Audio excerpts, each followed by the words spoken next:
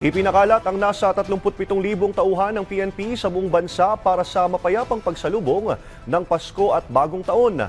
May paalala naman ng pambansang pulisya sa mga biyahero. Ang detalye sa Balitang Pambansa ni Ryan Lisiges.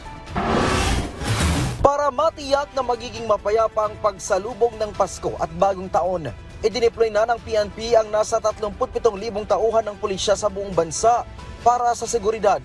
Gayunman, sinabi ni PNP Public Information Office Chief Police Brigadier General Jean Fajardo na nananatiling walang banta na namomonitor ang pambansang pulisya para sa paparating na mahabang bakasyon. Bukod sa matataong lugar, may deployment din ani ang PNP sa mga barangay para magpatrolya sa mga subdivision laban sa mga akyat bahay gang.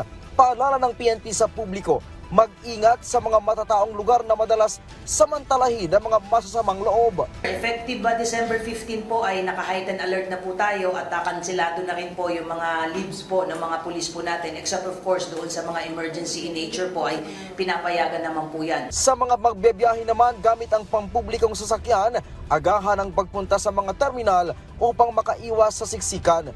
Bantayan din ang mga bagahe upang hindi masalisihan ng mga mapagsamantala. Iwasan din ang pagsusuot ng mamahaling mga alahas at pag-display ng mga mamahaling gadgets habang nasa matataong lugar. Sa mga meron namang sariling sasakyan, ikondisyon ang sasakyan o i-check ang blow baguettes at ihanda ang sarili bago ang mahabang biyahe.